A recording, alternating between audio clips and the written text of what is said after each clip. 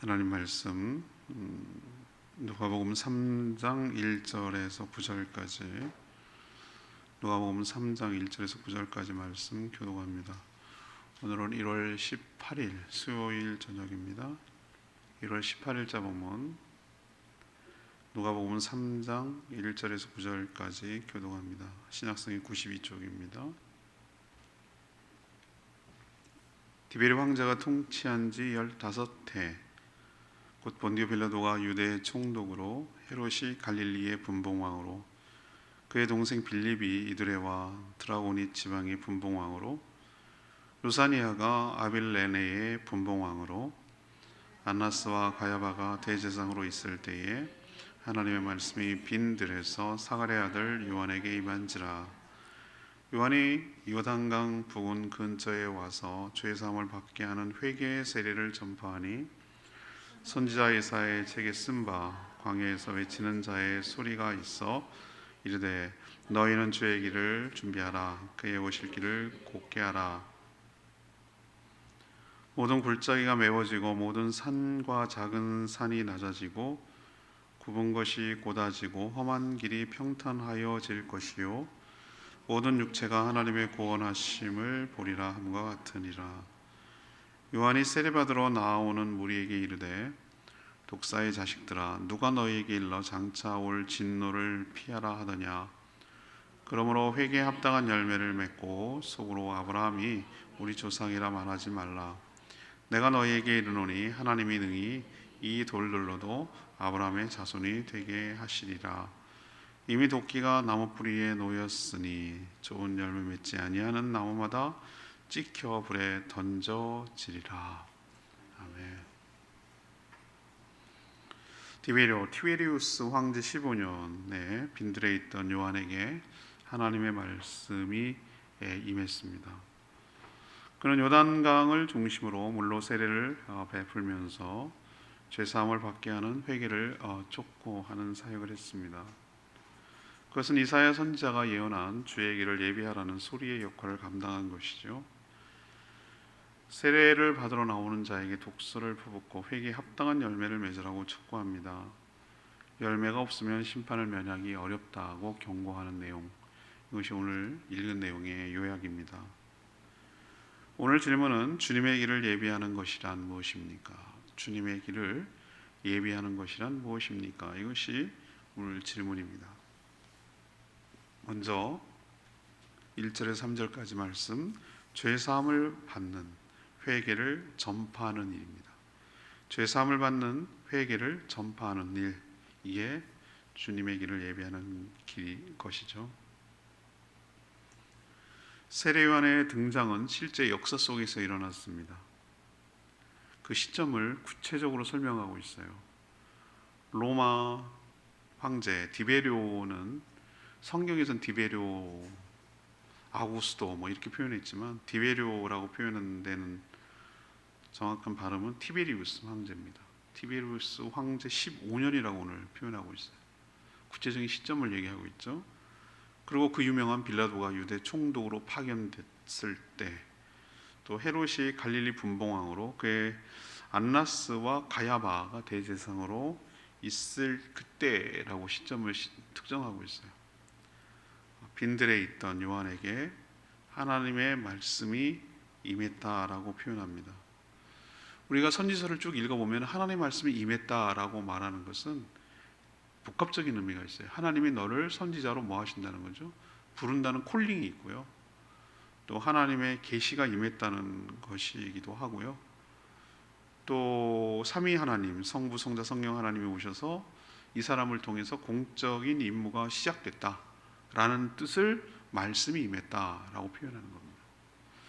여러분도 저도 하나님의 말씀이 임하는 역사가 있기를 바랍니다. 그때 하나님의 일이 시작되고 하나님의 뜻을 알고 하나님의 뜻을 이루는 삶을 살아갈 수가 있어요.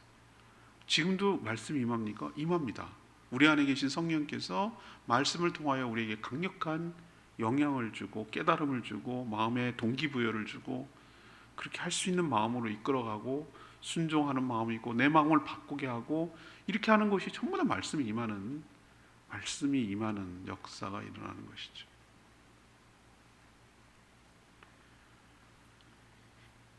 힘의 평화를 팍스로마라고 말하죠. 팍스로마라고 말하는 것은 힘에 의한 평화예요. 무서워가지고 무력으로 의해서 무서워서 꼼짝 못하고 따르는, 그래서 아무 일도 없는 그런 평화를 추구하는 로마 황제에게 하나님의 말씀이 임한 것이 아니에요.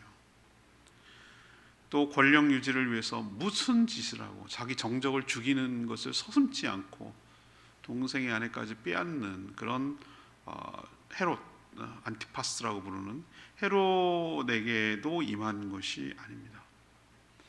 대제사장 종교 지도자는 가야바가 현직 제사장이고요.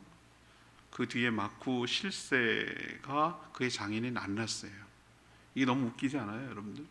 왜 두 명이 제사장은 한 명이어야 되는데 왜 두 명이 나오냔 말이에요. 예, 가야바를 자기 사위를 전면에 내세우고 전에 대제사장 역할을 했던 안나스가 이제 뒤에서 맡고 행사를 하고 있기 때문에 실력자이기 때문에 동시 두 명이 나와요. 안나스와 가야바가 대제사장으로 있을 때 이렇게 일어나는 현상을 그대로 지금 누가 기록하고 있는 것이죠. 세상에 물들지 않고 조용히 하나님의 때를 기다리던, 광야에서 빈들에서 기다리던 세례 요한에게 이 타이밍에 드디어 임했다는 것이에요. 그의 임무는 무엇이죠?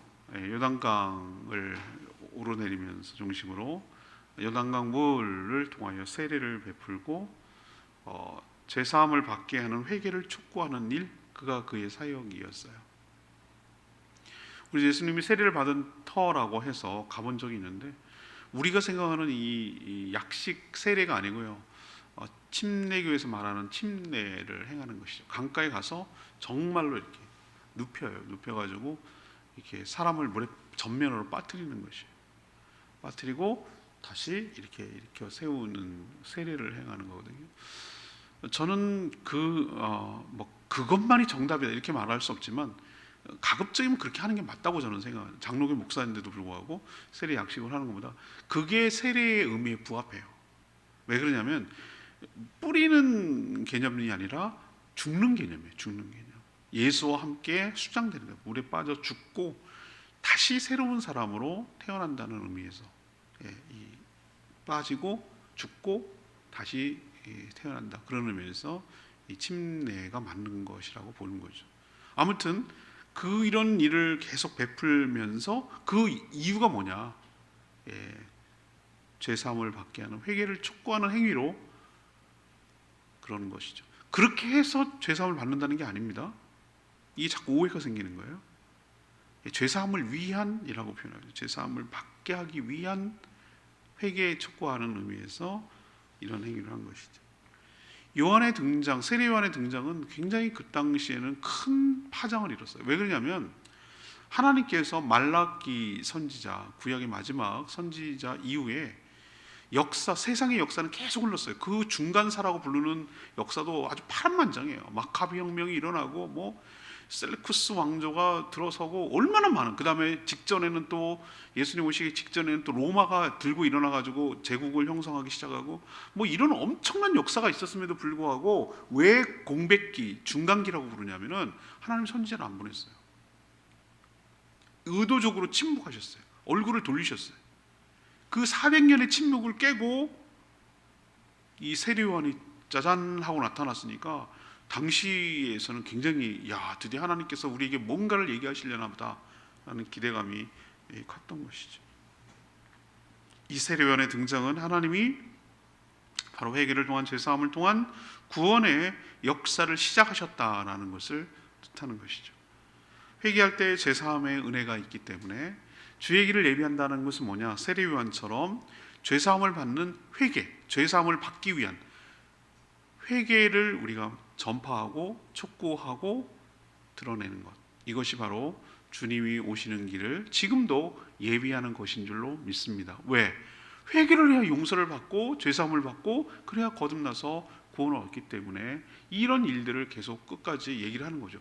근데 처음부터 당신 이렇게 하면은 부담이 되죠. 복음을 쭉 설명해야죠. 은혜부터 얘기해야 되죠.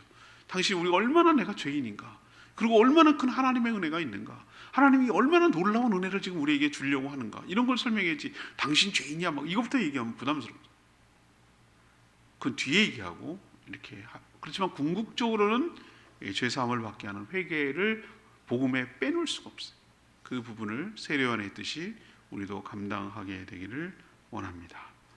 자, 그러면 두 번째 주님의 길을 예비하는 결론은 뭐냐? 4절에서 6절까지 말씀이에요. 말씀을 깨닫고 말씀대로 순종하는 것, 이게 바로 주의 길을 예비하는 것이에요.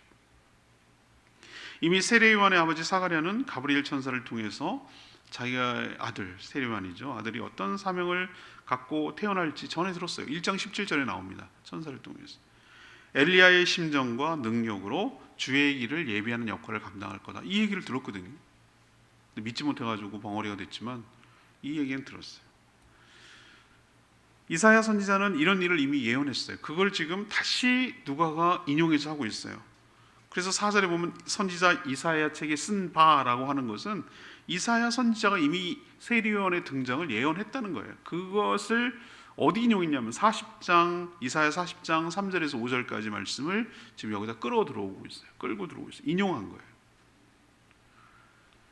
거기 보면 뭡니까? 세례요한은 광야에 외치는 자의 소리로 살다가 소리처럼 사라질 거라고 그랬어요. 제가 참 친하게 지내는 우리 교회를 또 후원하고 있는 기론동 교회 배준환 목사님 두 번째 늦둥이 딸 이름이 소리예요. 소리. 왜 이름을 소리라고? 이름은 너무 홀리해. 큰 아들 이름은 송영이에요. 송영. 배송영. 이름이 너무 홀리하잖아요. 아니, 송영이 그 하나님을 찬양하는 걸 송영이라고 그래요. 근데 또 소리라고 줬어. 딸 이름을. 예쁘게 생겼어요. 아이가 야무지긴, 보통 야무지긴 아니에요. 소리를 왜 했을까? 여기들 광야에 외치는 자의 소리로 사는 거예요. 소리는 존재가 없는 것처럼 보이죠, 그죠? 하는 순간 사라져요. 근데 소리는 뭐죠? 우리도 보면은 성악할 때 제가 참 그 사람의 소리가 주는 것이 상처도 되지만 사람의 소리가 주는 그 위안과 위로와 감동이 너무 커요. 특히 그 음악 하는 거 있잖아요. 그 음악은 정말 왜 그 사람들이 노래에서 위로를 받고 그런지 알겠어요. 그 정말 그 울림과 반향이라고 그러죠. 메아리 메아리 울림과 반향이 커요. 이 비유를 너무 적절하게 잘 듣는 것 같아요. 바로 세례요한은 소리였어요. 광야에 외치는 소리. 자기는 사라지지만 울림과 반향이 남는, 주님의 오실 길을 곧게 하고 모든 골짜기, 이게 이사야 선지자가 예언한 얘기를 지금 세례요한이 그렇게 살고 있다는 걸 지금 보여주는 건데, 모든 골짜기를 메우고, 이 얘기는 뭐냐면은 평탄화 작업, 평준화 작업하는 거예요. 굽은 것을, 이게 구부러진 것을 곧게 하고 험한 길을 평탄하게 함으로 뭐 하는 거예요? 주의 오실 길을 뭐 하는 거죠? 준비하는, 예비하는 사명을 갖고 있는 것이에요. 그것을 위해서 물로 세례를 주며 회개를 촉구하는 것이에요. 그게 메우는 작업이고 평탄하는 작업이에요. 오실 길을 준비하고 예비하게 만드는 거, 기대하게 만드는 것이죠. 이 결국은 보세요. 모든 육체가 6절에 보면 모든 육체가 이런 표현을 쓰고 있어요. 모든 육체가. 이 얘기는 뭐냐면은 이 임무, 세례요한의 임무는 이스라엘 백성만 해당되는 게 아닌다는 거예요. 해당되는 게 아니고 모든 육체라고 그랬으니까 뭡니까? 사람이라고 하는 것은, 사람이라면 모든 인류에게 다 전부 다 하나님의 구원을 보게 하려는 것이 바로 세례요한의 사명이고 미션이고 임무예요. 근데 이런 사명을 어떻게 알았을까요? 세례요한은 아까 말씀했잖아요. 하나님의 말씀이 그에게 임했기 때문에, 다시 말해서 성령이 그에게 임했기 때문에, 그러자 자신의 말씀도 깨닫고 또 사명도 깨닫고 또 거기에 순종함으로 이사야 선지자가 예언한 예언을 성취했어요. 광야에 외치는 자의 소리로 주의 길을 평탄하게 예비하며 준비하는 자로 살게 된 것이죠. 그 우리는 뭐냐? 우리는 남다르냐? 우리는 세례요한이 아니냐? 아니, 우리도 세례요한의 의미가 있어요. 말씀을 깨닫고 다시 오실, 초림 예수가 아니라 재림 예수, 다시 오실 예수 그리스도를 뭐 하는 거죠? 예비하고 준비하고 그를 맞으려면 뭐 해야 되냐? 준비 작업이 필요해요. 우리도 뭐 대통령 뭐 어디 순방 간다 그러면은 대통령만 가는 줄 아세요? 먼저 경호팀이 다 가요. 폭파물 탐지하고 뭐 전부 다 검색하고, 왜? 그래야지 하는 일이 그거예요. 다 미리 가 있어요. 가서 준비하고 다 맞이할 준비를 하는 거예요. 그리고 이제 짜잔하고 나타나는 거예요. 그냥 무슨 뭐 비즈니스 하듯이 가지 않아요. 다시 오실 주님을 우리가 예비하는 거, 우리도 감당하고 작업하고 그 일을 해야 될 줄로 믿습니다. 그러려면 말씀을 깨닫고 말씀대로 순종해야 되는 거. 말씀이 임하고 말씀에 깨닫고 말씀대로 순종할 때, 말씀을 이루려고 살아갈 때, 그것이 바로 다시 오실 주님을 예비하는 일인 줄로 믿습니다. 세 번째 얘기는요, 7절에서 9절까지 말씀, 회개에 합당한 열매를 맺고 사는 것, 이게 바로 주의 길을 예비하는 것이죠. 광야의 외침은 한낱 메아리로만 끝나지 않았어요. 큰 파장을 일으켰어요. 많은 사람들이 정말 오랜만에 침묵을 깨고 하나님이 선지자를 보내준 그 세례 요한에 대해서 소문을 듣기 시작하고 그에게 물러 세례를 받기 위해서 찾아오기 시작했어요. 그런데 그를 찾아오는 무리에게 세례요한이 뭐라고 그럽니까? 7절에 보니까 독사의 자식들아, 독사의 자식들, 이렇게 막 독서를 퍼부어요. 이건 정말 엄청난 욕 아니에요? 독사의 자식들. 이게 우리는 하도 많이 성경을 읽어서 그런데 이걸 듣는 사람 입장에서 굉장히 기분 나빠요. 뱀도 징글징글한데 그것도 독사의 자식들아, 뭐 이거 굉장히 욕 아니에요? 독설이잖아요. 왜 그럴까요? 아니 자기한테 오니까 고맙지 않아요? 여러분 잘 따라주고 오니까 고맙지 않습니까? 자기를 찾아오니까. 근데 왜 이렇게 얘기하는가? 그 뒤에 말 때문에 그래요. 회개에 합당한 열매가 없었어요. 아까 뭐라고 그랬습니까? 회개하는 것은 뭐 때문이죠? 죄 사함을 받게 하는. 그러기 위해서 회개를 해야 되는데 회개만은 받고 죄의 면책을 위해서, 죄의 벌을만 피하려고 세례를 받는 그들의 행태에 대해서 지금 비판하는 것이죠. 성품과 사역에 선한 열매가 없어요. 그들의 목적은 하나님의 그 표현하잖아요. 너희 누가 진노를 피하러 하더냐, 뭐 이 얘기잖아요. 진노만 피할 생각하는 거예요. 진노만, 하나님의 진노만 피하려고 세례를 받아두는 거죠. 세례요한이 말하니까 받아두어서 일종의 뭐 하는 거죠? 보험 들어오는 거예요. 보험. 벌 안 받으려고 미리 이렇게 선수치고 보호. 그리고 삶의 변화는 없고 계속 자기가 살던 대로 죄짓고 사는 거예요. 그러니까 이제 세례요한이 굉장히 강한 어조로 독사의 자식들아 이렇게 막 질타를 하는 것이죠. 왜 그러면은 세례를 받을 수밖에 없냐? 이들이 지은 죄가 너무 많다는 걸 자기도 알기 때문에 그러는 것이죠. 그러면서 그들은 여전히 세례요한의 표현대로 하면은 자신들은 아브라함의 자손이니까, 그 표현에 있잖아. 아브라함의 자손이니까 8절에 벌은 좀 받겠지만 구원은 당연한 것 아니야? 라고 생각을 한 거예요. 우리는 그러면 뒤에 얘기하잖아요. 요한복음에서 혈통으로나 육적으로나 사람의 뜻으로 되지 않는다 그랬죠. 영접하는 자, 곧 그 이름을 믿는 자가 하나님의 자녀가 되는 권세가 있는 줄 믿습니다. 근데 아브라함의 자손이라는 건 혈통이잖아요. 아니라는 거예요. 아니라는 거예요. 그거 믿고 있지 말라는 거예요. 니네가 아브라함의 자손이라는 이스라엘 이유만이라는 것만으로 네가 구원을 받는다고 착각하지 말라 이거예요. 회개에 합당한 뭐죠? 열매를 맺으라. 혈통으로 구원 못 받는다. 진정한 회개를 통한 존재 자체가 바뀌어야 된다. 그래서 회개했다는 증거로 삶의 열매가 맺혀야 된다. 삶의 열매를 맺혔기 때문에 거듭나는 게 아니고요, 거듭났기 때문에 삶의 열매가 맺혀지는 역사가 있게 될 줄로 압니다. 삶의 열매는 전혀 없으면서 회개만 받아놓는 행위를 통해서 보험 들고 심판만 피하려는 그들을 향해서 독사의 자식들이라고 얘기하는 거예요. 우리도 존재 자체가 거듭나서 새롭게 되어야 할 줄로 압니다. 사람이 바뀌어야 되는 거예요. 사람이. 그래야 내가 뭘 할 수가 있지요. 나는 안 바꾸고 내가 안 바뀌고 그 행위만 할 수 없어요. 잠깐은 할 수 있어요. 근데 그거 오래 못 가요. 어려워서 힘들고 어렵고 부담스럽고 되게 어려워요. 그걸 억지로 하려고 그러면은. 그렇지만 내가 바뀌면 그 일이 어렵지 않고 쉬워요. 기뻐요. 그러고 힘들지 않아요. 우리도 회개에 합당한 열매를 맺고 살아가는 저와 여러분 되기를 소망합니다. 레마의 말씀이 9절 말씀, 이미 도끼가 나무 뿌리에 놓였으니 좋은 열매를 맺지 아니한 나무마다 지켜 불에 던지리라. 이미라고 그랬어요. 이미. 심판의 도끼가 나무 뿌리는 뭐죠? 근원, 인간의 근원에 딱 놓여 있다는 거예요. 내리치기만 하면 심판이 임박했다는 거예요. 그만큼 가까이 왔다는 거죠. 좋은 열매를 맺지 않은 나무, 그 사람이죠. 사람마다 심판을 받아 지옥불에 던져질 거라고 지금 얘기하는 거예요. 참 어떤 면에서 무서운 경고죠. 근데 반대로요, 이 거꾸로 구원받을 길을 알리는 복음이기도 하잖아요. 아니, 없애버리고 심판할 거면은 뭘 이런 얘기를 합니까? 그냥 내리치면 되지, 도끼로. 제 말 맞죠?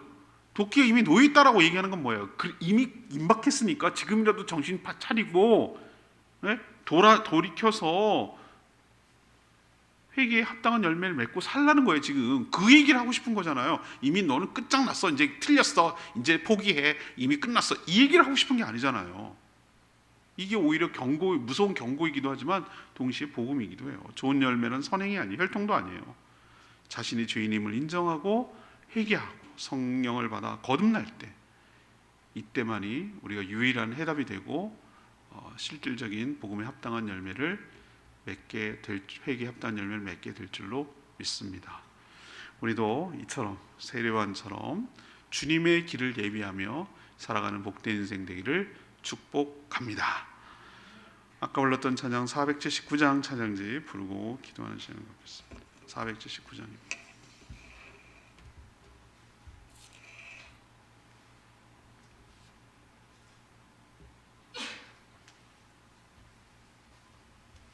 찬양집 479장 오직 주의 사랑이 매여 이 찬양 부르겠습니다.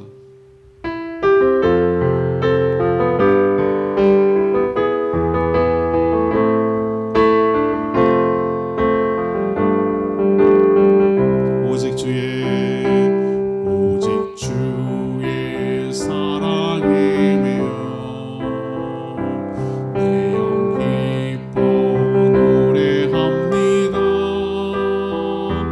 이 소망의 언덕 기쁨의 땅에서 주께 사랑드립니다. 오직 주의 안에 갇혀 내 영 기뻐 찬양합니다. 이 소명의 언덕 거룩한 땅에서 주께 경배드립니다. 주께서 주신 모든 은혜 나 하니 말할 수 없네. 내 영혼 즐거이 주 따르렵니다. 주께 내 삶 드립니다. 세례요한으로 끝나지 않겠죠. 다시 오실 주님을 예비하는 삶을 우리에게 요구하겠죠. 마지막 선지자의 삶을 걸어갔던 세례요한처럼 우리도 주님 다시 오실 길을 예비하며 회개를 촉구하며 복음을 전파하며 회개에 합당한 열매를 맺고 사는 저희들 되게 해달라고 주여 외치며 기도하겠습니다. 주여 하나님, 오직 주의 사랑에 매여 내 영 기뻐 노래합니다. 이 소망의 언덕 기쁨의 땅에서 주께 사랑드립니다.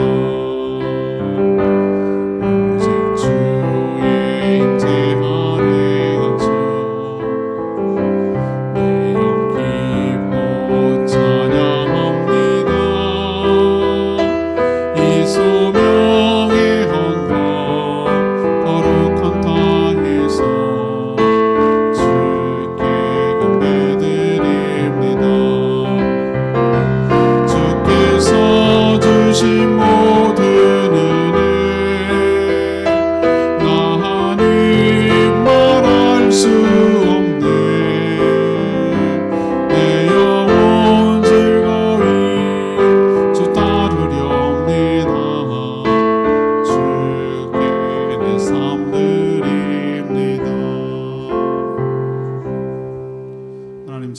세례요한처럼 주의 길을 예비하는 자로 살아가기를 원합니다. 세상은 제도, 사상, 법률, 경제, 도덕, 윤리로 제사함을 받을 수 있다 주장하지만 모두 다 부질없는 것임을 잘 압니다. 자신이 죄인임을 깨닫고 죄를 인정하고 뉘우쳐 회개함으로 죄사함을 받게 하여 주시옵소서. 존재가 바뀌어 성품과 사역에서 회개에 합당한 열매를 맺고 살게 하여 주시옵소서. 그저 임박한 하나님의 진노만 피할 생각에 신용만 하지 않게 하시고 어떤 형태로든 어떤 선행으로든 무슨 혈통으로든 구원받을 수 없음을 잘 압니다. 성령의 열매를 맺고 살아가는 저희들 되게 하여 주시옵소서. 오늘도 간구하는 모든 기도 주님께서 응답하여 주시길 원하며 예수 그리스도의 이름으로 축복하며 기도합니다. 아멘.